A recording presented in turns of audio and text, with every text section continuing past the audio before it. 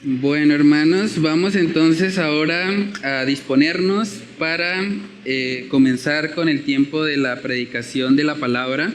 Como ya saben, hemos venido realizando una nueva serie que hemos titulado Los unos a los otros. Bueno, ya no es tan nueva, realmente ya hemos dado varios mensajes al respecto.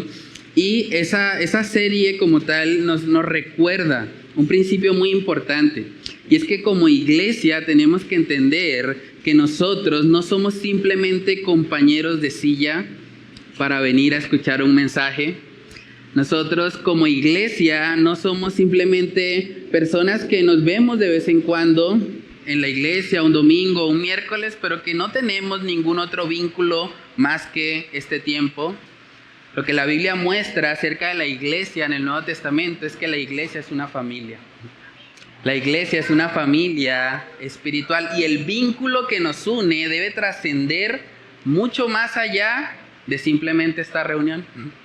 El vínculo que nos une como hermanos en Cristo, como hermanos en la fe, debe trascender y debe desafiarnos. Hemos estudiado a lo largo de esta nueva serie que la Biblia dice que debemos amarnos los unos a los otros. Amarnos como Cristo mismo nos ha amado. Hemos estudiado también que debemos sobrellevar los unos las cargas de los otros. Habla de la vida en comunidad, conocer qué está pasando en la vida de cada quien para que juntos podamos sobrellevar la carga. Debemos también exhortarnos o animarnos los unos a los otros. Si hay algún hermano que se está desviando, la iglesia debería ser el instrumento que Dios use para corregir a ese hermano, para animarlo a que pueda luchar efectivamente contra el pecado y pueda vivir en santidad. En la iglesia también debemos soportarnos y perdonarnos los unos a los otros. Hace parte de la vida en comunidad. Hace 8 días nuestro hermano Miguel nos estuvo compartiendo acerca de que debemos confesar nuestras faltas y orar los unos por los otros. Todo hace parte de un entendimiento de la iglesia, no como un evento, no como algo que hacemos una vez por semana. No, la iglesia entendida como mi familia espiritual. Y el día de hoy vamos a continuar hablando acerca de lo que Dios demanda a la iglesia. Esta vez vamos a estar viendo el que es uno de los pasajes que personalmente considero más difíciles o más desafiantes para la iglesia. Es uno de los textos más desafiantes porque nos insta a hacer algo que es contranatural, que es contraintuitivo, que es contracultural también. En nuestra sociedad nos han enseñado todo el tiempo que debemos vivir primero para nosotros, que lo principal en nuestra vida debemos ser nosotros. El mundo dice cosas como ámate a ti mismo, vive para ti, haz lo que te haga feliz a ti. Primero tú, después tú, tercero tú y si queda tiempo, también para ti.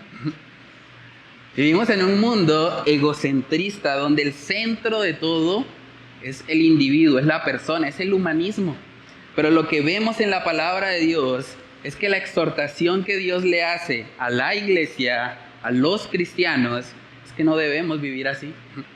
No debemos amoldarnos a esa cultura del amor propio. Más bien debemos contrarrestar esa cultura con el amor cristiano.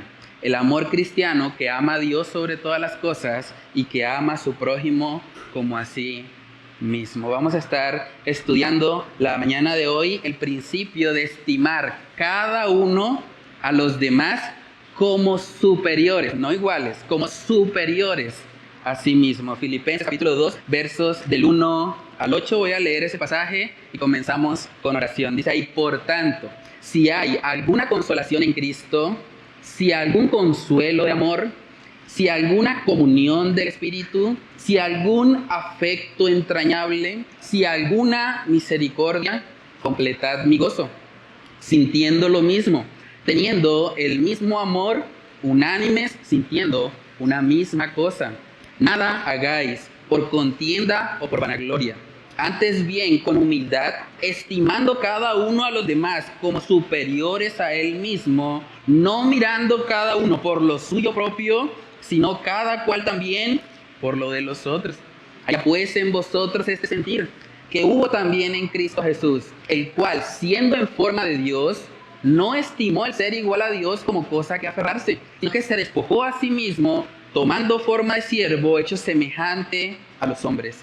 Y estando en la condición de hombre, se humilló a sí mismo, haciéndose obediente hasta la muerte y muerte de cruz. Vamos a orar para pedir la dirección del Señor. Padre, te damos muchas gracias, Señor, por permitirnos estar aquí en esta mañana meditando en este texto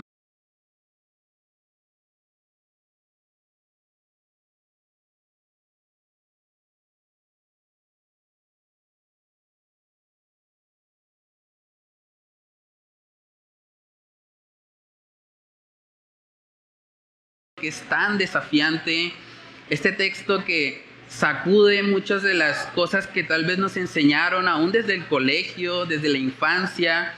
Nos han dicho todo el tiempo que debemos vivir para nosotros, que debemos priorizarnos a nosotros, pero tu palabra nos exhorta en esta mañana a estimar cada uno de nosotros a los demás como superiores a nosotros mismos, como personas a quienes realmente amamos y deseamos el bienestar de ellos incluso más que el bienestar propio.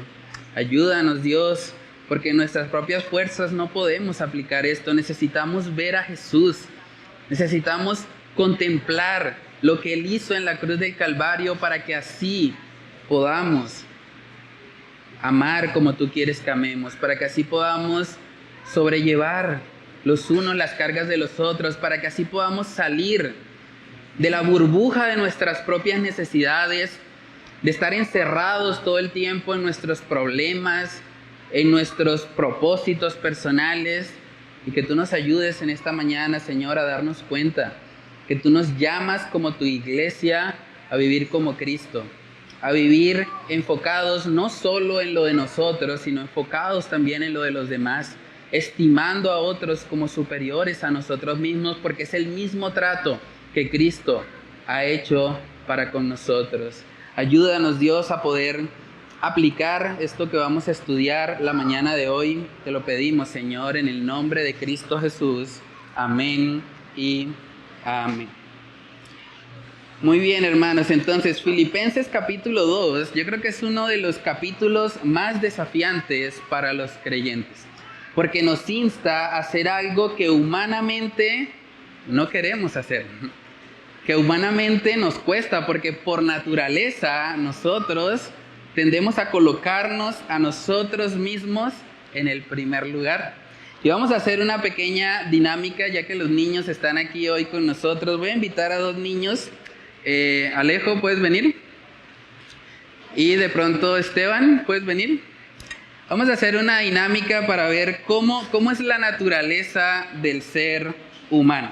Yo tengo por acá unas deliciosas chocolatinas y vamos a ilustrar ahora a través de una dinámica lo que estamos estudiando hoy. Aquí tengo unos globos, entonces le voy a dar un globo a cada uno.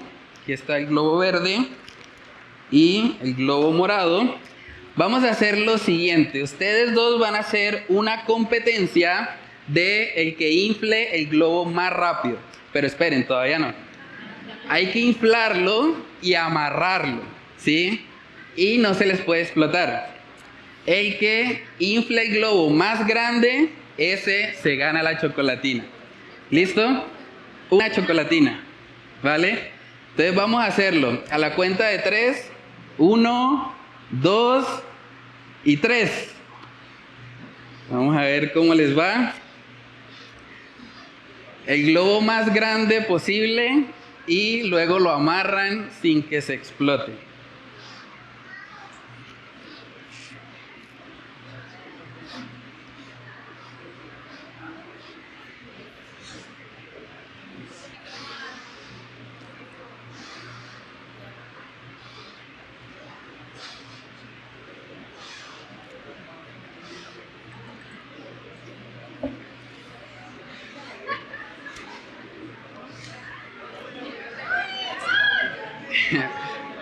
Ok, ahora hay que amarrarlo. Vamos a ver.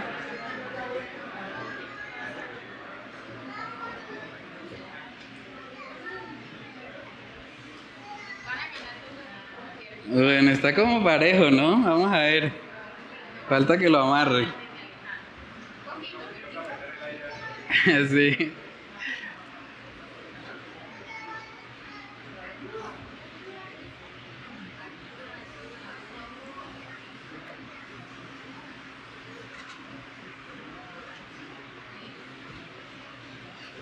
Bueno, está como duro ese amarre, ¿no?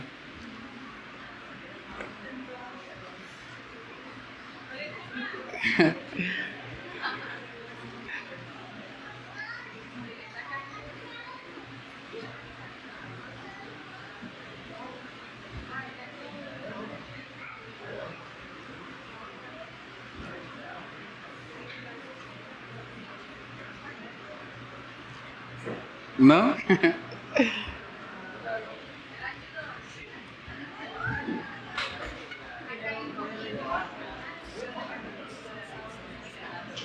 Ahí, vamos a ver.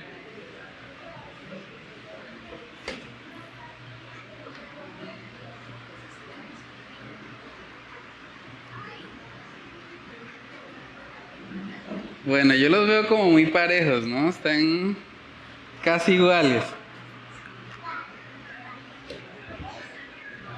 ¿Listo? Véngale yo. Entonces vamos a ver. Están como casi iguales. Bueno, vamos a hacer lo siguiente. Entonces, esos globos se los pueden regalar ahorita a alguien. Regálenlos. Al que quieran. O a otro niño. O aquí a Clary. Alejo, regale el globo para que queden con las manos vacías.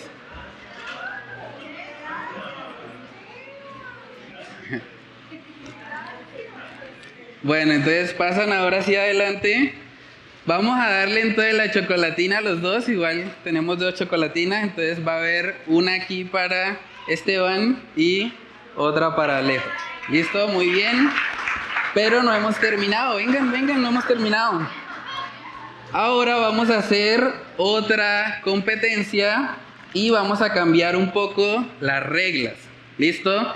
Esta vez cada uno va a recibir nuevamente un globo y ahora el que infle el globo más grande y que lo amarre sin que se explote le va a regalar su chocolatina a la otra persona. ¿Listo? Empezamos a la cuenta de 3. 1, 2 y 3. El globo más grande regala su chocolatina a la otra persona.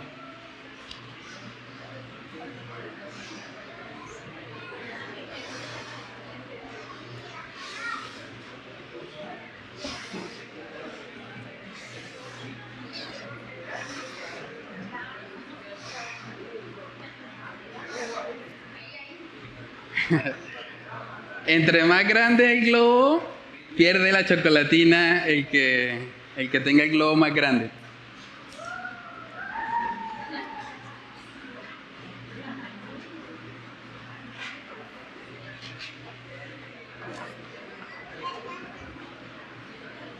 Bueno, ahora parece ser que sí tenemos un ganador, un globo que se ve más grande.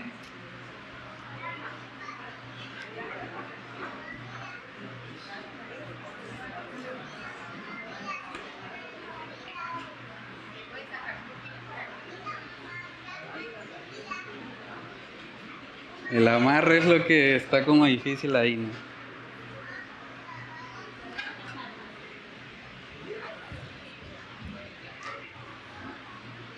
¿Leyó? Ok, vamos a ver.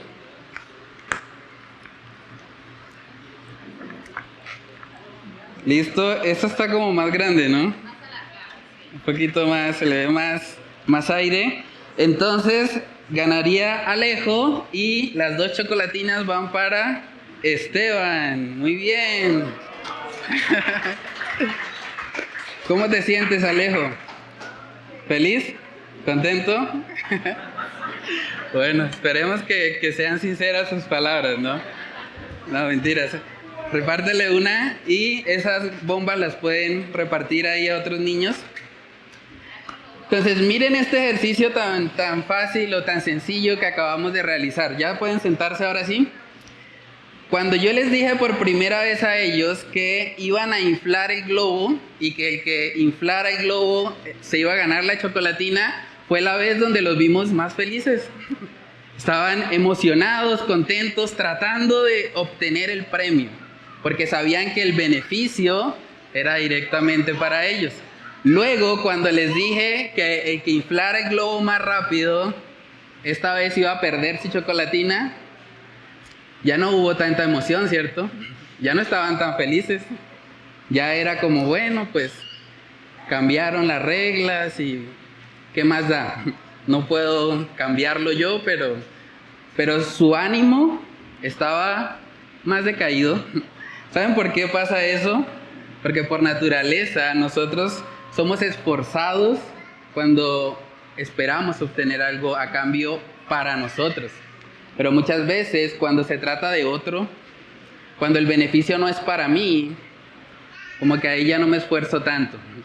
O como que ahí ya no lo hago con la mejor actitud. Pero lo que la Biblia nos está mostrando aquí, hermanos, es que nosotros como creyentes deberíamos esforzarnos y estimar a los demás, incluso como superiores a nosotros mismos. Eso es contra naturaleza. Eso es algo contrario a lo que nosotros por naturaleza somos. Porque por naturaleza tendemos siempre a ser egoístas y a buscar primero mi necesidad antes de la necesidad del otro. Filipenses capítulo 2 en el verso 3 dice ahí que nada hagáis por contienda o por vanagloria. Dice, antes bien con humildad, estimando cada uno a los demás como superiores a él mismo, no mirando cada uno por lo suyo propio, sino cada cual también por lo de los otros. Es un reto este pasaje, es un reto vivir así. Yo creería que es de los pasajes más desafiantes que tenemos en el Nuevo Testamento. Aprender a vivir estimando a otros, ni siquiera como iguales, sino como superiores a nosotros mismos. Es algo que solo el Señor puede hacer. Y ahora es importante estudiar también el contexto de esta frase. Filipenses capítulo 2, en el versículo 1 vemos que empieza diciendo, por tanto. Por tanto. Siempre que usted vea la expresión por tanto en la Biblia, usted tiene que leer unos versículos más atrás. Porque el por tanto es un conector que está ligado a lo que Pablo viene diciendo desde el capítulo 1. Entonces vamos a leer Filipenses 1, versos del 27 en adelante. Ahí dice el apóstol Pablo, solamente que os comportéis como es digno del evangelio de Cristo, para que o sea que vaya a veros o que esté ausente, oiga de vosotros que estáis firmes en un mismo espíritu, combatiendo unánimes por la fe del evangelio y en nada intimidados por los que se oponen, que para ellos ciertamente es indicio de perdición, mas para vosotros de salvación. Y esto de Dios, porque a vosotros os es concedido a causa de Cristo, no solo que creáis en Él, sino también que padezcáis por Él, teniendo el mismo conflicto que habéis visto en mí y ahora oís que hay en mí. Y ahora sí sigue, por tanto, si hay alguna consolación en Cristo, si algún consuelo de amor, si alguna comunión del Espíritu, si algún afecto entrañable, si alguna misericordia, completad mi gozo, sintiendo lo mismo, teniendo el mismo amor, unánimes, sintiendo una misma cosa. Entonces aquí podemos ver cómo Pablo está hablándole a una iglesia y les está diciendo, independientemente de si yo estoy o no, sea que esté ausente o esté presente allá con ustedes, yo quiero que ustedes obedezcan a Dios, que permanezcan firmes en su fe, que su obediencia no dependa de mi presencia con ustedes. Y les está diciendo que Él quiere que combatan unánimes por el Evangelio. Porque en Filipos, que fue la primera iglesia que el apóstol Pablo plantó en la zona de Europa Occidental, había mucha persecución. Ellos tenían mucha influencia griega. De hecho, la influencia griega les iba a decir lo opuesto a lo que estamos estudiando hoy. La influencia griega les iba a decir: ámense a ustedes mismos primero, vivan para ustedes. La humildad no es una virtud para los griegos. Para los griegos, de hecho, la humildad hubiese sido un defecto. No hubiese sido algo para exaltar. Pero Pablo les está advirtiendo a sus discípulos, a esta iglesia que él mismo había plantado, y les está diciendo: no deberían dejarse afectar si hay opositores, incluso si hay persecución, si hay sufrimiento. Miren lo que me ha pasado a mí e imiten mi ejemplo. Pablo está escribiendo esto desde la cárcel. Entonces, desde el punto de vista cristiano, el sufrir no necesariamente es algo negativo. A veces el sufrimiento es algo bueno en la vida del cristiano. A veces el sufrimiento es necesario para nuestra santificación. Y lo que Pablo les está diciendo aquí a la iglesia de Filipos es precisamente eso. Ahora, Pablo hace algo muy particular acá, y es que él usa los condicionales. Los que de pronto estudian inglés, esto que está haciendo Pablo aquí es lo que se conoce en inglés como el zero conditional o el condicional cero. Es un condicional donde la suposición que él está haciendo es completamente cierta, es verdadera. Él no está asumiendo aquí que tal vez sí o tal vez no. Él está diciendo esto porque es seguro que es así.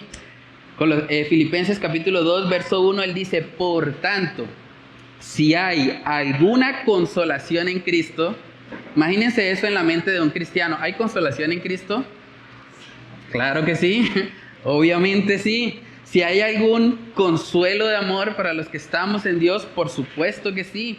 Si hay alguna comunión del Espíritu, claro, hemos sido sellados con el Espíritu Santo. Si hay algún afecto entrañable, tenemos el entrañable amor de Dios derramado en nuestros corazones. Si hay alguna misericordia, Dios mismo ha derramado su misericordia sobre los creyentes.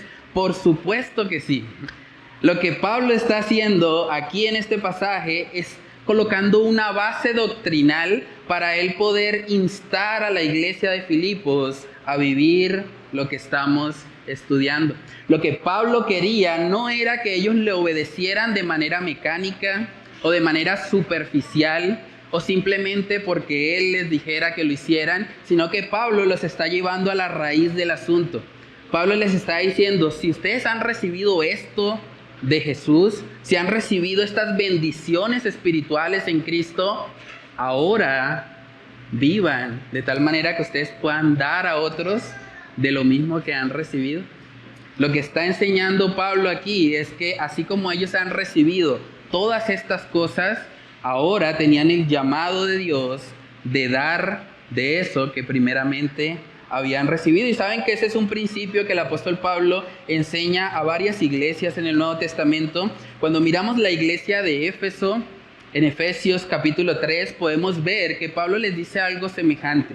Efesios 3, verso 14 dice: por esta causa doblo mis rodillas ante el Padre de nuestro Señor Jesucristo, de quien toma nombre toda familia en los cielos y en la tierra, para que os dé, conforme a las riquezas de su gloria, el ser fortalecidos con poder en el hombre interior por su Espíritu, para que habite Cristo por la fe en vuestros corazones, a fin de que, arraigados y cimentados en amor, seáis plenamente capaces de comprender con todos los santos cuál sea la anchura, la longitud, la profundidad y la altura, y de conocer el amor de Cristo, que excede a todo conocimiento, para que seáis llenos de toda la plenitud de Dios.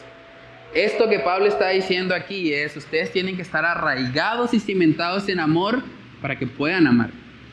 Ustedes tienen que conocer a Cristo, tienen que tener una relación íntima con Él para que entonces puedan amar a otros, para que puedan dar de lo que primeramente han recibido.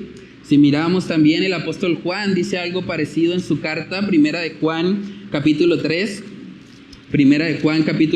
en el versículo 16, Dice ahí la palabra: en esto hemos conocido el amor, en que Él puso su vida por nosotros. Ahora dice, también nosotros debemos poner nuestras vidas por los hermanos.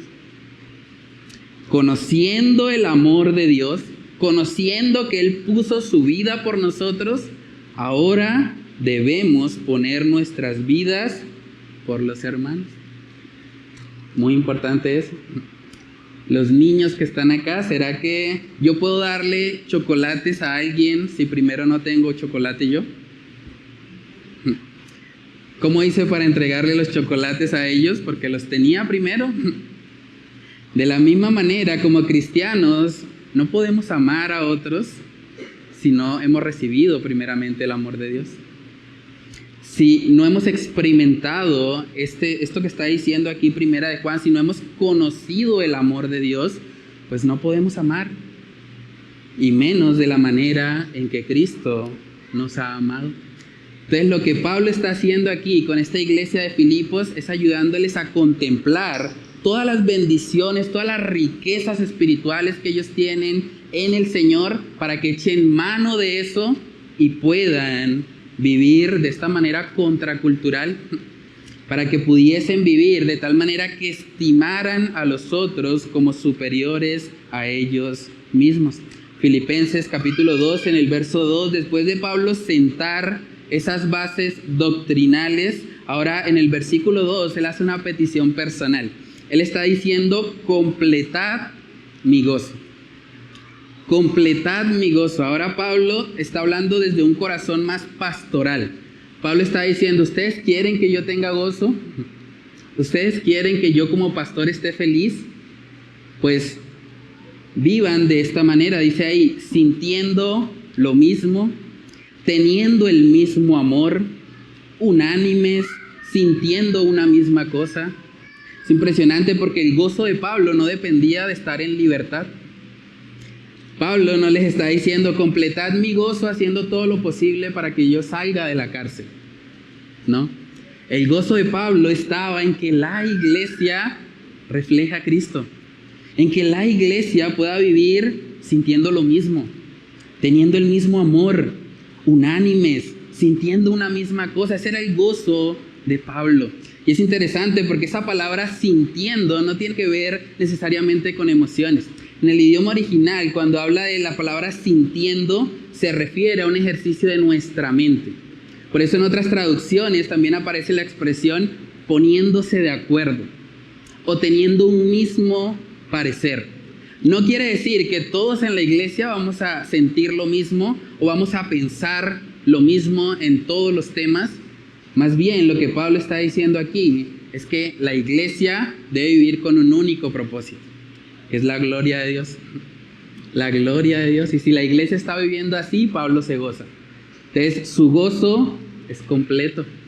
Y vemos que es algo que él tenía en su corazón. En 1 Corintios capítulo 1, una iglesia también con muchos problemas, la iglesia de Corinto. Vemos que Pablo también les insta algo parecido. 1 Corintios capítulo 1, verso 10 dice: os ruego pues, hermanos, por el nombre de nuestro Señor Jesucristo, que habléis todos una misma cosa, y que no haya entre vosotros divisiones, sino que estéis perfectamente unidos en una misma mente y en un mismo parecer. Pastor, entonces eso quiere decir que yo tengo que pensar igual que la persona que está a mi lado. No necesariamente, o no en todas las cosas, pero en cuanto a lo que tú has recibido en Cristo Jesús, sí deberían pensar lo mismo. En cuanto a lo que Cristo vino a hacer, en cuanto al propósito de la iglesia en la tierra, sí deberían pensar lo mismo. Si yo le pregunto a los niños que están acá cuál es su sabor favorito de helado, probablemente sea diferente el sabor favorito de helado de Victoria que de Pablito, ¿cierto? Probablemente a alguien le guste la fresa o a alguien le guste más el chocolate. Ellos pueden tener diferencias de opinión en cuanto a esto, pero si yo les pregunto tanto a Victoria como a Pablito quién es su Salvador, ambos deberían responder: Cristo. Cristo es mi Salvador. Y fuera de Él no hay salvación. Ese es el mismo sentir que debe evidenciarse dentro de la iglesia. Unidad no significa uniformidad. Unidad no significa uniformidad. No quiere decir que todos vamos a venir vestidos de la misma manera, con el mismo color, que vamos a responder lo mismo, a las mismas preguntas, no.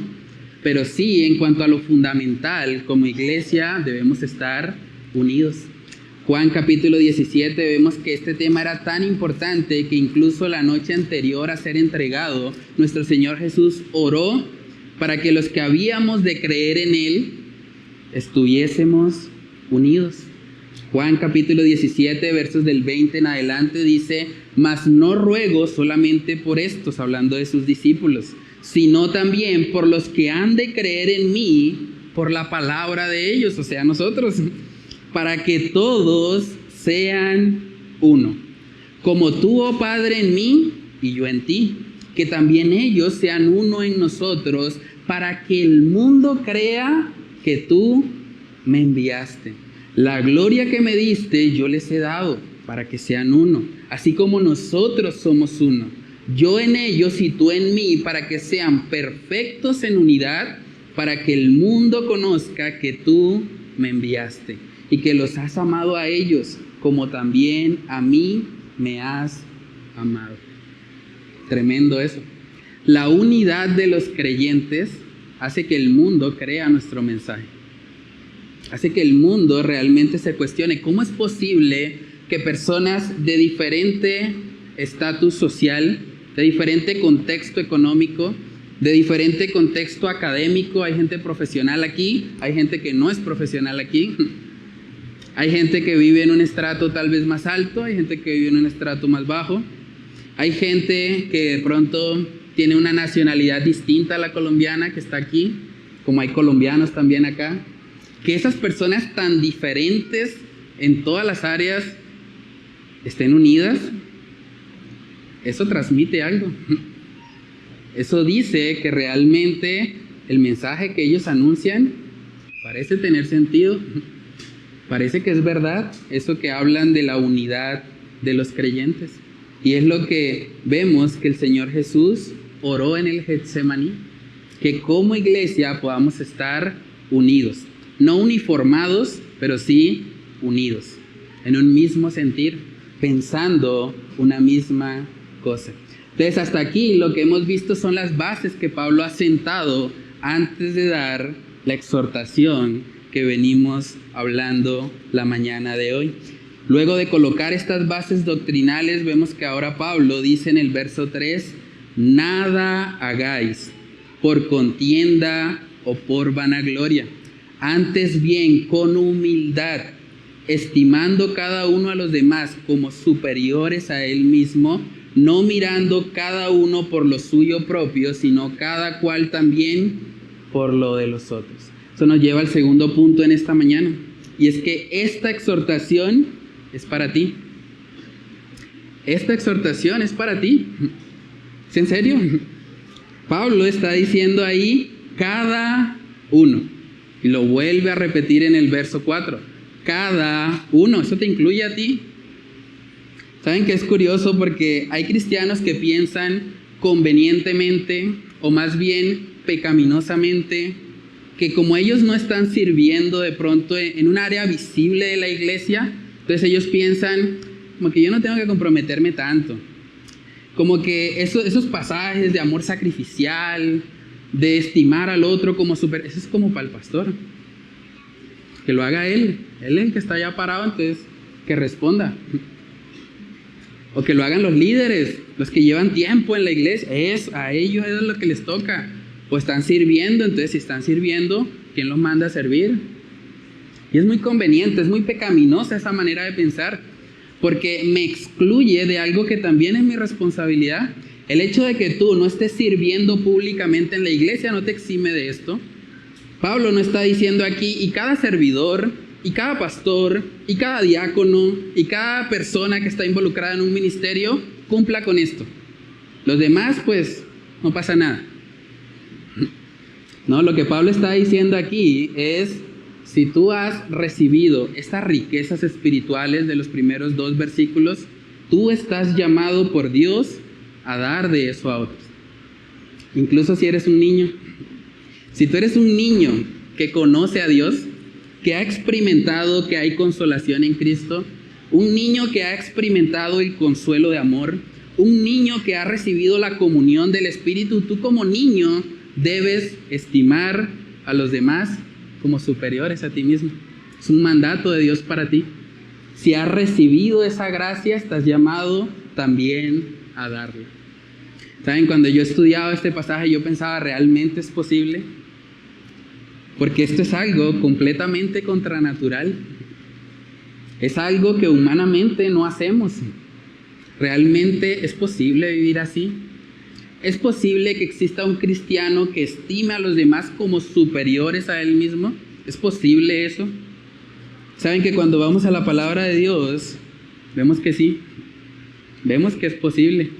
No porque los cristianos sean mejores o porque sean buenos en sí mismos, sino porque estaban llenos del Espíritu Santo y Dios hizo la obra para que eso se pudiera evidenciar. Un ejemplo de eso, y lo hemos estudiado acá en el tiempo de la ofrenda, lo podemos ver en 2 de Corintios capítulo 8. 2 de Corintios capítulo 8 nos da un ejemplo de cómo se ve una iglesia que estima a los demás como superiores a sí mismo. Miremos lo que dice, 2 de Corintios 8, verso 1, dice: Asimismo, hermanos, os hacemos saber la gracia de Dios que se ha dado a las iglesias de Macedonia. Miren lo que pasaba ahí, que en grande prueba de tribulación, la abundancia de su gozo y su profunda pobreza abundaron en riquezas de su generosidad.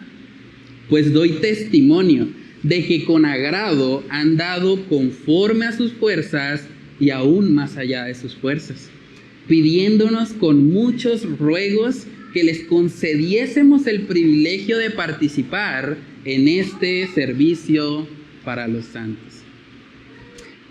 ¿Pueden ver cómo esta iglesia no está pensando en ella misma? Tenían no una pobreza, una profunda pobreza. Y en medio de su profunda pobreza, ellos no estaban pensando, no, antes que nos traigan a nosotros tenemos necesidad. No, primero yo, ¿no? ¿Qué tal? Ellos allá tienen, ¿no? Que manden, más bien recibimos. Tenemos profunda pobreza. ¿No? El enfoque de ellos, aún desde su profunda pobreza, eran otros. Eran las riquezas de su generosidad. Y con gozo, con alegría dieron, más allá de sus fuerzas. Se sacrificaron al momento de dar, porque realmente no estaban pensando en ellos mismos. Estaban estimando a los demás como superiores a ellos mismos. Las necesidades de ellos llegaron a ocupar un segundo o tercer lugar. Y en primer lugar colocaron las necesidades de los demás. Esa gracia que vemos en las iglesias de Macedonia es la misma gracia que necesitamos hoy nosotros. Ahora, no solo en el ámbito económico, en todas las áreas. Sacrificar de tu tiempo para de pronto visitar a un hermano que está enfermo. Sacrificar de tu tiempo de pronto para ir y compartir el evangelio con alguien o con algún familiar de un hermano de la iglesia. Eso también es una obra de Dios. Es algo que el Señor coloca en el corazón y que es una evidencia de que estamos estimando a otros incluso como superiores a nosotros mismos. En el libro de Filipenses capítulo 2, el mismo capítulo que estamos estudiando, también vemos otro personaje que nos desafía y que nos muestra de que es posible vivir así. No estamos hablando de un estándar inalcanzable. Dice Filipenses capítulo 2, versos del 19 al 22, espero en el Señor Jesús enviaros pronto a Timoteo, para que yo también esté de buen ánimo al saber de vuestro estado, pues a ninguno tengo del mismo ánimo, y que tan sinceramente se interese por vosotros, porque todos buscan lo suyo propio, no lo que es de Cristo Jesús. Pero ya conocéis los méritos de Él, que como hijo a padre ha servido conmigo en el Evangelio. Timoteo es un ejemplo de que es posible vivir estimando a los demás como superiores a nosotros mismos. Timoteo se interesaba sinceramente por otros. Pablo mismo está reconociendo que aún dentro del grupo de servidores que estaban con él, muchos buscaban lo suyo propio. Y eso es interesante porque esto está escrito a una iglesia. Uno pensaría, pero ¿quién va a hacer las cosas en la iglesia por contienda, por vanagloria? Eso es la gente del mundo. Pero no, Pablo le está advirtiendo a la iglesia que tenga cuidado con eso. Porque para Dios, Él pesa nuestros corazones. Usted puede estar haciendo algo que no necesariamente es malo con la motivación incorrecta. Usted puede estar parado en un púlpito predicando con una motivación pecaminosa. Usted puede estar orando públicamente con una motivación pecaminosa como los fariseos. Hay que tener mucho cuidado con las motivaciones porque Dios las pesa, Dios las conoce. Por eso el apóstol Pablo le advierte a la iglesia de Filipos: nada hagáis por contienda o por vanagloria. Nada hagáis por eso.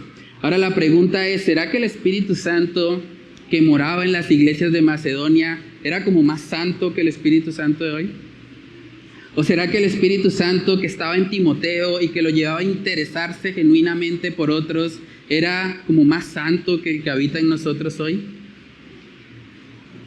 ¿O será más bien que el problema somos nosotros? ¿Será más bien que hemos sido infectados por el individualismo? Por pensar primero yo, segundo yo, tercero yo, cuarto yo y si queda tiempo, yo. Por naturaleza es mucho más fácil y mucho más cómodo vivir para ti. Es mucho más fácil, no tienes que lidiar con nadie, no tienes que ir a una iglesia, no tienes que soportar a nadie, no tienes que amar sacrificialmente a nadie. Vives para ti y es más cómodo vivir así. Pero lo que la Biblia nos muestra es que así no viven los cristianos. Los cristianos más bien viven de tal manera que ponen en evidencia el amor de Cristo. Y vivimos en comunidad los unos a los otros, amándonos, soportándonos, exhortándonos, perdonándonos, sumisos unos a otros, como decía el hermano Yesid al principio. Es parte del diseño de Dios para su iglesia. Hermanos, la razón por la que no vivimos esto es porque estamos más bien en la primera parte del versículo. Estamos en la contienda y la vanagloria. Dice Filipenses 2:3, nada hagáis por contienda o por vanagloria. Y usted me podría decir, pastor, pero yo no soy contencioso. Mire, yo soy una persona que más bien evito problemas. Si hay una discusión, yo me voy. Yo soy una persona más bien tranquila. ¿Sabes que cuando tú no obedeces la palabra de Dios, tú estás contendiendo contra la verdad bíblica? Porque la verdad bíblica demanda que tú hagas algo y tú te niegas. Tú eres contencioso en ese sentido. La contienda te lleva a pensar, eso no es para mí. No, eso es un mensaje ahí. Eso es para otros, es para los líderes de la iglesia, para los que están allá en un ministerio de líderes. Ellos sí, pero para mí no, yo no tengo que aplicar eso. Eso es ser contencioso en tu mente, en tu corazón. Estás contendiendo con la palabra que te exhorta a ti. Segundo punto de la mañana de hoy es que esta exhortación es para ti. Es para ti y para mí también es. Necesitamos esto. Todos, sin excepción. Aún los niños también. Los niños, si tú has conocido a Dios, tú tienes el llamado de parte de Él de aplicar también esto en tu propia vida. La vanagloria, a veces también asociamos la vanagloria con personas engreídas. No, es que el vanaglorioso es el que se autoexalta, ¿no? El que dice, yo soy el mejor en esto, nadie hace tantos goles como yo, nadie juega tan bien como yo, nadie pone los pases milimétricos que pongo yo. Pero no necesariamente eso es vanagloria, o no es lo único, no es la única expresión de vanagloria. Una persona llena de vanagloria es una persona que no ama. La vanagloria tendemos a asociarla con las personas engreídas, pero en realidad el texto nos está mostrando que alguien vanaglorioso simplemente es alguien que mira solo por lo suyo propio. Miren que Pablo está haciendo un contraste. Él dice, nada hagáis por contienda o por vanagloria, antes bien. Lo contrario a ser vanaglorioso es ser humilde. Lo contrario a ser una persona vanagloriosa es estimar a los demás como superiores a ti mismo. Si tú solo vives para ti, tú eres vanaglorioso, así no te jactes de ninguna de tus cualidades. Entonces tenemos que tener mucho cuidado con esto, hermanos. Entonces usted dirá, bueno, pastor, pero entonces usted viene aquí y nos dice que somos contenciosos, que somos vanagloriosos y bueno, ¿y ahora qué? ¿Qué hacemos entonces? Bueno, la respuesta nos las da el mismo pasaje. Gracias a Dios por su palabra. Ahí mismo dice, nada hagáis por contienda o por vanagloria, y nos da el antídoto. Dice, antes bien con humildad. Saben que la humildad no es cuando piensas menos de ti mismo. El apóstol Pablo no dice, y menospréciate tú, y colócate tú por debajo, y arrástrate, y considera que eres el más pequeño de todos, el inferior, ¿no? Pablo sabe que el problema de fondo es que no estimamos a los demás como superiores, y nos estimamos más bien a nosotros mismos. Pero Pablo sabe que el antídoto está en la humildad, y es muy importante la humildad, hermanos. Es triste que no se hable tanto acerca de esta cualidad, porque saben que de todas las cosas que Jesús dijo en los evangelios, la única vez que lo vemos específicamente decir que aprendamos de Él es en Mateo 11:28. Aprended de mí, que soy manso y humilde de corazón. No vemos a Jesús decir, aprendan de mí a orar, aprendan de mí a hacer milagros, pero Él sabía que la humildad es fundamental. Y vivimos en una sociedad donde mucha gente quiere saber acerca de teología, acerca de apologética, quiere saber acerca de la predicación expositiva, quiere saber acerca de neumatología, escatología y bueno, muchas ramas de pronto de lo que la Biblia enseña, pero muy pocas personas realmente quieren ser humildes. Y por causa de eso, por ese enfoque muchas veces en lo externo, en el conocimiento solo, eso ha producido corazones duros, ha producido contiendas, ha producido vanagloria, porque lo contrario a eso es la humildad. Humildad no es cuando piensas menos de ti mismo, humildad es cuando piensas menos en ti mismo, cuando el centro de tu vida ya no eres tú, cuando no vives solo para ti. Miren lo que está diciendo ahí mismo el apóstol Pablo. Él dice, estimando cada uno a los demás como superiores a él mismo. Verso 4, no mirando cada uno por lo suyo propio, sino cada cual también por lo de los otros. Pablo no está diciendo que entonces no debes mirar más por lo tuyo. No, él está diciendo eso. Él está diciendo, además de eso, también debes mirar por lo de los otros. El problema es cuando vives solo para ti, eso es egoísmo. Cuando tú vives centrado toda tu vida en lo que son tus problemas, en los que son tus necesidades, e ignoras las necesidades de los demás. Sabes que si Dios te ha puesto en esta iglesia es para que tú puedas estimar a la persona que tienes a tu lado, a la persona con la que tú te ves cada domingo acá en la congregación, que tú la puedas estimar como superior a ti mismo. Que tú puedas poner por obra esto que estamos estudiando hoy. Filipenses 2 fue escrito en una iglesia como nosotros, probablemente, en cuanto a número. Y es necesario que podamos aplicar estos principios dentro de la iglesia. Déjame preguntarte, honestamente, a manera de reflexión, ¿tú estimas a la persona que tienes al lado? Y no se vale si es tu esposa. ¿Tú estimas a la persona que tienes a tu lado? ¿Realmente tú la aprecias? ¿O simplemente es tu compañero de silla? ¿O simplemente es un conocido más? ¿O alguien con quien tener una conversación superficial los domingos? ¿Qué más, hermano? ¿Cómo está? Bien. ¿Cómo le fue esta semana? Bien, ahí vamos. Bendecidos. Ah, bueno, hermano, me alegra. Bueno, nos vemos el otro domingo. Chao. Eso no es amor. Eso no es comunión. Eso es un formalismo. Pero lo que la Biblia demanda va mucho más allá. ¿Tú conoces qué le preocupa a la persona que está a tu lado? ¿Tú sabes qué necesidad tiene? ¿Tú sabes qué dificultades tuvo esta semana? ¿Cuáles fueron sus luchas? ¿Cuáles son sus preocupaciones? ¿Tú sabes qué va a hacer ahorita en Navidad si tiene familia acá? ¿O si está solo en la ciudad? ¿Tú conoces eso?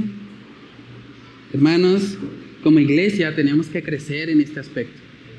Necesitamos poder estimarnos los unos a los otros como superiores. Y dice cada uno, estimando cada uno a los demás como superiores a él mismo. ¿Qué tal si le ponemos paticas a la enseñanza de hoy? ¿Qué tal si tú te propones esta semana? ¿Qué tal si tú te propones preguntarle a alguien de la iglesia cuáles son sus preocupaciones? ¿Qué tal? Es una buena aplicación. ¿Qué tal si tú te comprometes a que esta semana que viene vas a llamar a alguien con quien habitualmente no hablas y le vas a preguntar, hermano, hermana, ¿cómo estás? ¿Cómo puedo orar por ti? ¿Cómo puedo ser de bendición para tu vida? ¿Cómo puedo ayudarte en medio de tus luchas? Porque todos tenemos una carga. Lo estudiamos cuando hablamos de sobrellevar las cargas los unos a los otros. ¿Cómo puedo ayudarte en tu carga, hermano? ¿Cómo puedo ayudarte en tu carga, hermana? ¿Cómo puedo ser de bendición para ti? ¿Cómo puedo reflejar el carácter de Cristo en tu vida? ¿Qué tal si tú te ofreces a interesarte genuinamente como Timoteo por las necesidades de otros? Saben que es muy común y mucha gente ve a la iglesia tristemente como el lugar donde vienen a recibir. Y esa mentalidad ha hecho mucho daño. Iglesias enteras se han dividido porque hay gente que llega a la iglesia esperando qué me puede dar la iglesia a mí. Cómo la iglesia satisface mis necesidades. Pero lo que vemos en el Nuevo Testamento es que los cristianos iban a la iglesia no a esperar recibir algo, iban a dar. Y no solamente dinero. Iban a dar de su tiempo, iban a dar de sus dones, iban a dar de lo que el Señor primeramente les había dado. Y es muy importante que como iglesia crezcamos en esto. ¿Qué tal si tú le pides a Dios que Él ponga una estima sincera por la persona que está a tu lado? ¿Qué tal si tú le pides a Dios que Él ponga un amor genuino por la persona que tienes ahí a tu lado? O por las personas que por diferentes razones hoy no pudieron estar, pero que sabes que hacen falta. ¿Qué tal si tú le pides a Dios, Señor, enséñame a amar así como tú me has amado? Enséñame a dar de esa misma consolación que he recibido en Cristo, a dar de ese mismo amor que yo he recibido a través del Espíritu Santo. Ayúdame a dar de esa misma misericordia, de ese mismo afecto entrañable que tú me has dado. Ayúdame, Dios. Yo no quiero simplemente guardar todo eso para mí. Yo quiero ser un canal de bendición para los que me rodean. Hermanos, dice en Romanos capítulo 12, versos del 9 al 10, dice ahí la palabra del Señor: el amor sea sin fingimiento. Aborreced lo malo, seguid lo bueno. Amaos los unos a los otros con amor fraternal. En cuanto a honra, prefiriéndoos los unos a los otros. Vemos otra vez esa frase, aparece mucho en el Nuevo Testamento. Los unos a los otros. Y Pablo está diciendo que sea sin fingimiento, que sea real. Por eso él está colocando la base en todas las bendiciones espirituales que hemos recibido en Cristo. Porque eso es lo que motiva un amor sincero. Eso es lo que motiva una práctica de la fe como Timoteo, interesado genuinamente en las necesidades de los demás. Es en la iglesia donde deberíamos ver mayor amor fraternal. Es en la iglesia donde deberíamos poder ver que aún a pesar de las barreras tal vez generacionales, podríamos ver en la iglesia una persona de edad avanzada hablando con un niño y orando juntos y glorificando al Señor, y el niño aprendiendo de la persona mayor y el mayor aprendiendo también del niño. Eso es hermoso. En la iglesia es el lugar donde deberíamos ver al que tiene tal vez un contexto económico más favorable con aquel que está pasando tal vez por tribulaciones económicas, por necesidad, por deudas. Poderlos ver compartir juntos. Poder ver cómo uno le aconseja al otro. Cómo uno le ayuda si está dentro de sus posibilidades. Económicamente le ayuda para suplir su necesidad. Eso debería verse en la iglesia. Deberíamos poder ver que de pronto el que es profesional está ayudando al que está de pronto empezando una carrera. De pronto guiándole, mira, pues yo te puedo ayudar. Tal vez tú no entiendes eso de las derivadas, de las integrales, pero yo estudié algo de eso y te puedo explicar. Eso debería ocurrir en la iglesia. Cuando hay personas que de pronto están luchando con algún pecado, no han podido tener la victoria, porque quieren dejar un hábito pecaminoso, pero vuelven y caen. Deberían encontrar en la iglesia una mano amiga. No el dedo señalador que va a estar ahí para destruirlo y decirle, tú no eres cristiano, pero sí la mano que lo va a levantar y le va a decir, mira, vamos a la palabra de Dios y vamos a luchar con esto juntos, porque si es una carga tuya, es una carga mía también, porque somos familia en la fe, porque lo llevamos juntos, porque no estamos simplemente acompañándonos a una reunión más. Somos parte de una familia. Eso es la iglesia. Eso es lo que debería evidenciarse en la Iglesia Bíblica Bautista El Faro. Por eso el segundo punto es que esta exhortación es para ti. Yo no le estoy hablando a la cámara, te estoy hablando a ti. Tú necesitas aplicar esto. Tú necesitas pedirle a Dios que Él te dé esa estima por los otros. Tú necesitas pedirle a Dios que te saque de tu mundillo, que te saque de tu burbuja. Es mucho más fácil quedarse en la periferia. Es mucho más fácil venir a la iglesia y salir corriendo cuando se acaba el servicio para que nadie me diga nada. No, ¿qué tal si tú te acercas? ¿Qué tal si tú permites que te ofendamos en algo? Así aplicas el texto de perdonar. Pero ¿cómo nos vas a perdonar si no nos dejas ofenderte? ¿Cómo nos vas a soportar si no dejas que nosotros hagamos algo que tengas que soportar? Es mucho más fácil quedarse en la periferia. Es mucho más fácil no involucrarnos en nada y excluirnos. Eso es mucho más cómodo. Y tal vez es el lugar donde has estado hasta hoy. Y tal vez la aplicación de esta palabra para tu vida es que empieces a tomar decisiones. Decisiones para que eso cambie, porque ese no es el diseño de Dios. El diseño de Dios es que debemos vivir en unidad. ¿Nos vamos a herir? Sí. ¿Nos vamos a hacer daño? Probablemente sí. Pero también nos vamos a perdonar y nos vamos a amar sacrificialmente. Y el Señor nos va a levantar y vamos a seguir adelante y seremos una familia espiritual con errores, con defectos, pero vamos a continuar para la gloria de nuestro Salvador.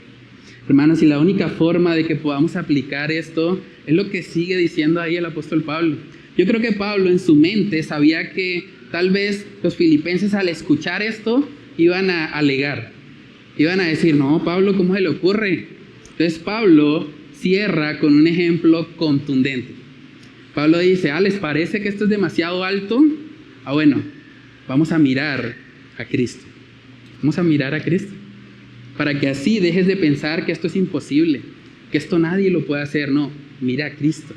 Dice Filipenses capítulo 2, versos del 5 al 8, dice, haya pues en vosotros este sentir que hubo también en Cristo Jesús, el cual, siendo en forma de Dios, no estimó el ser igual a Dios como cosa que aferrarse, sino que se despojó a sí mismo, tomando forma de siervo, hecho semejante a los hombres.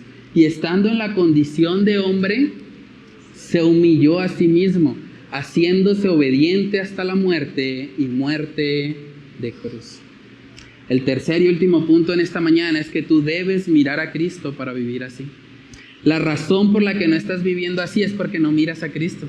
Tal vez estás mirando a la persona que está a tu lado y estás pensando, no, si él no lo hace, yo tampoco. Si no lo hace el pastor que se sube allá al púlpito, menos yo. Pero eso no es lo que la Biblia demanda de ti. La Biblia dice, puestos los ojos en Jesús, el autor y consumador de la fe. Tú debes mirar lo que Cristo hizo. Si tú te identificas como cristiano, tu estándar de vida, tu ejemplo a seguir, no es el pastor, no es el líder del ministerio, no es la persona que lleva 50 años en el evangelio, es Cristo. Cristo es tu estándar. Tú debes seguir el ejemplo de Él. Y miren lo que Cristo hizo, y eso es impresionante, hermanos. En esta época del año que muchos están pensando en la Navidad, en el pesebre, en el bebé, yo creo que no dimensionamos la magnitud de la humillación de Cristo. Miren lo que el texto está diciendo ahí, Filipenses 2, en el verso 5, dice, haya pues en vosotros este sentir, esta manera de pensar, que hubo también en Cristo Jesús, el cual, siendo en forma de Dios, no estimó el ser igual a Dios como cosa que aferrarse. Imagínense eso. El Dios atemporal, el Dios adimensional, el Dios inmaterial, decidió entrar al mundo. El Dios atemporal entró en el tiempo. El Dios que es espíritu, que es inmaterial, entró a la materia, a su creación. El Dios que estaba por fuera de todo lo que existe, adimensional, decidió venir al mundo. Cuando usted ve el pesebre, cuando usted ve al bebé ahí, no debería simplemente enternecerse y pensar, ay, qué bonito el bebé, o qué bonita la época navideña. Usted debería poder pensar en la humillación de Cristo. El Dios Todopoderoso tomó una forma humana. Dice ahí en el verso 7, sino que se despojó a sí mismo. Eso es la encarnación. Se despojó a sí mismo tomando forma de siervo. Es impresionante, hermanos, el solo hecho de Dios mismo venir y tomar una forma humana, aunque hubiese venido como rey, ya era una humillación, porque Él es Dios, y tomar una forma humana en sí mismo ya era una humillación, pero Él vino y tomó forma de siervo. Y dice ahí, hecho semejante a los hombres, y estando en la condición de hombre, se humilló a sí mismo, haciéndose obediente hasta la muerte y muerte de cruz. ¿Saben quiénes terminaban en la muerte de cruz en ese contexto? En la muerte de cruz terminaban los peores criminales de la sociedad. A Dios no solo le bastó venir al mundo en forma humana, sino que además tomó la forma de un esclavo. Eso es lo que significa un siervo. Y no solamente la forma de un esclavo, sino que además murió como el más vil criminal, obediente hasta la muerte y muerte de cruz. Ese es el mensaje del Evangelio. Dios vino al mundo a hacerse semejante a los hombres porque era la única manera en que podía salvar a egoístas como nosotros, a vanagloriosos como nosotros, a contenciosos con la palabra de Dios como nosotros. Era la única manera. Eso es impresionante. Cuando usted piense en la Navidad, cuando piense en la encarnación, no se limite a pensar en lo humilde del pesebre. Piense en la magnitud de Dios que tomó forma humana para salvarle. Ese es el mensaje de la Navidad.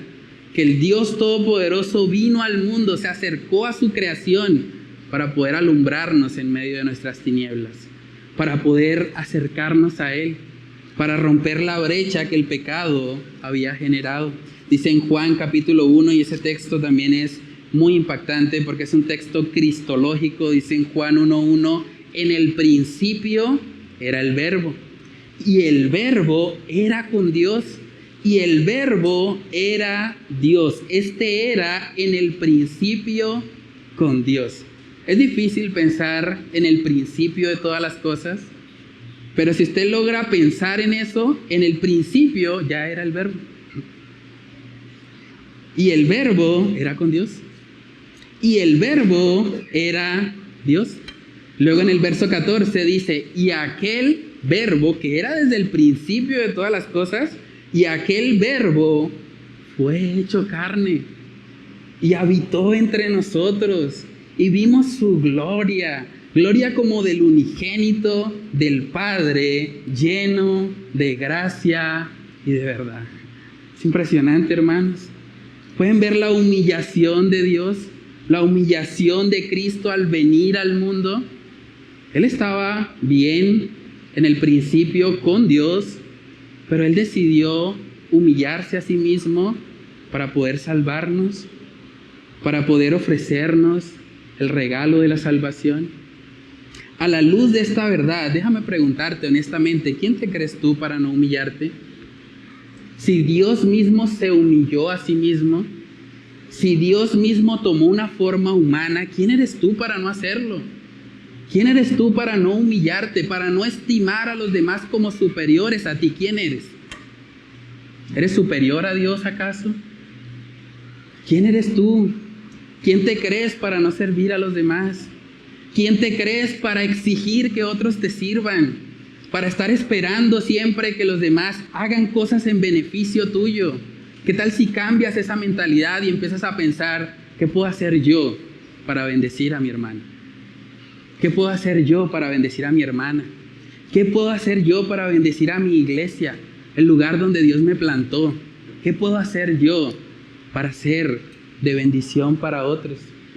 ¿Quién te crees tú de verdad para resistirte a la palabra, para estar pensando, no, yo no voy a aplicar eso, yo no me voy a humillar, yo no voy a tener a nadie por encima de mí, no. ¿Quién eres tú? Dios mismo, el Dios Todopoderoso, vino al mundo, se encarnó, se humilló. ¿Cuánto más nosotros como sus criaturas deberíamos humillarnos? ¿Cuánto más nosotros que nos identificamos como cristianos, como personas que viven según el ejemplo de Cristo? ¿Cuánto más no deberíamos ser caracterizados por ser personas humildes? Personas que no viven sus vidas en torno a ellas. Personas que viven sus vidas en torno a Dios y en torno a su prójimo, en torno a sus hermanos en la fe. ¿Saben qué es interesante? Porque si seguimos leyendo ahí en Filipenses capítulo 2, luego de la humillación tras humillación tras humillación de Cristo, podemos ver en el verso 9 que dice, por lo cual Dios también le exaltó hasta lo sumo y le dio un nombre que es sobre todo nombre, para que en el nombre de Jesús se doble toda rodilla de los que están en los cielos y en la tierra y debajo de la tierra, y toda lengua confiese que Jesucristo es el Señor, para gloria de Dios Padre. Pablo cierra aquí su mensaje diciendo, esa humillación de Cristo, Dios la utilizó para exaltarlo. Y eso es interesante, porque de la misma manera sucede en el corazón del ser humano caído. El pecador debe humillarse delante de Dios para que así pueda ser exaltado y recibir la vida eterna. Si tú no te humillas, si tú no reconoces que eres un vil pecador, que eres un egoísta, que has vivido para ti, que el centro de tu vida eres tú, que no te preocupa lo que le pasa a tus hermanos en la fe, si tú no reconoces eso, vas a seguir viviendo una vida egoísta y no vas a ser exaltado. En el reino inverso de Dios, el que se humilla será exaltado. En cambio, el que se enaltece, el que es vanaglorioso, el que vive solo para lo suyo propio, sin importarle lo de los demás, ese será humillado. Mateo capítulo 23, en el versículo 12, dice ahí, porque el que se enaltece será humillado, y el que se humilla será enaltecido. Solo hay dos posibles respuestas ante el mensaje que estás escuchando hoy. Puedes enaltecerte y pensar, esto no aplica para mí, yo voy a seguir viviendo para mí mismo, a mí no me importa lo que haya dicho ese pastor. O puedes humillarte. Puedes humillarte y reconocer que así como Cristo se humilló hasta lo sumo para salvarte, ahora tú estás llamado por Él a que también te humilles, a que también estimes a los demás como superiores a ti mismo, a que salgas de la burbuja del egoísmo y que empieces a pensar en el bienestar de otros, que le pidas a Dios que Él te dé un corazón así, un corazón como el de Cristo, un corazón que no está exigiendo que otros satisfagan sus necesidades, sino más bien un corazón que está dispuesto a satisfacer las necesidades de los demás. Hermanos, como iglesia necesitamos eso. Y no va a ocurrir si no somos intencionales.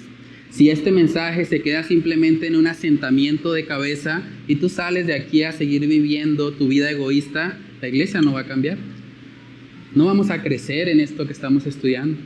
Pero si tú te comprometes hoy, te comprometes delante de Dios a vivir conforme a lo que hemos estudiado hoy, a no buscar lo tuyo propio, sino más bien los de los demás. Si tú haces eso hoy, podremos ver por la gracia de Dios una iglesia transformada. Una iglesia que refleje el carácter de Jesús. Una iglesia donde en vez de estar exigiendo o buscando que otros llenen nuestras necesidades, que seamos nosotros los primeros en ir y satisfacer las necesidades de los demás. Pero la única forma en que eso va a ocurrir es si Cristo primeramente está morando en nuestros corazones.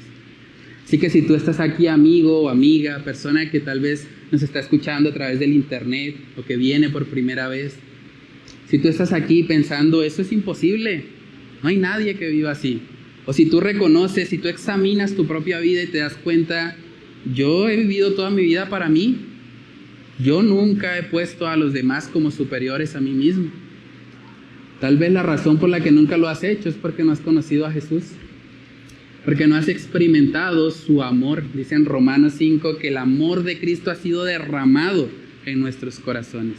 Tú debes recibir ese amor en tu corazón. Tú debes recibir el Evangelio. Tú debes reconocer primeramente que has pecado, que has sido un egoísta, pero también debes reconocer que Cristo es un gran Salvador y que Cristo vino a salvar a pecadores como tú. Él vino a salvar a todo aquel que en Él cree, a todo aquel que se humilla. Dice en Salmo 51 también que el corazón contrito y humillado no lo desprecia el Señor. Humíllate hoy, humíllate delante de Dios y yo te aseguro por la palabra de Dios que Él no te va a rechazar. Humíllate, reconoce a Cristo, reconoce que has pecado, reconoce que el Dios Todopoderoso se encarnó, vino al mundo, se humilló a sí mismo para salvarte, para que tú dejes de vivir para ti mismo y que ahora vivas para Él. Segunda de Corintios capítulo 5, ya con eso terminamos. Segunda de Corintios capítulo 5, versos 14 y 15 dice, porque el amor de Cristo nos constriñe, pensando esto, que si uno murió por todos, luego todos murieron, y por todos murió para que los que viven ya no vivan para sí, sino para aquel que murió y resucitó por ellos. El propósito de la muerte de Jesús es que ya no vivas para ti. Ya no seas más egoísta, contencioso, vanaglorioso, sino que ahora vivas para tu Salvador. Que vivas para aquel que murió y resucitó para salvarte. Pero es tu decisión. Tú debes tomar una decisión. Y una vez has escuchado este mensaje, ya eres responsable delante de Dios. Tú debes decidir si vas a vivir para ti mismo o si vas a vivir para Dios. Pero no hay punto medio. Que hoy sea el día. Que el Señor te convenza en esta mañana para que tú rindas tu vida a Él y para que puedas vivir para Cristo como único y suficiente Salvador. Vamos a orar y a pedirle al Señor que Él nos ayude a poner por obra lo estudiado. Padre, te damos muchas gracias, Señor, por tu palabra. Gracias porque nos retas, Señor, a través de esta serie dominical que estamos haciendo acerca de los unos a los otros.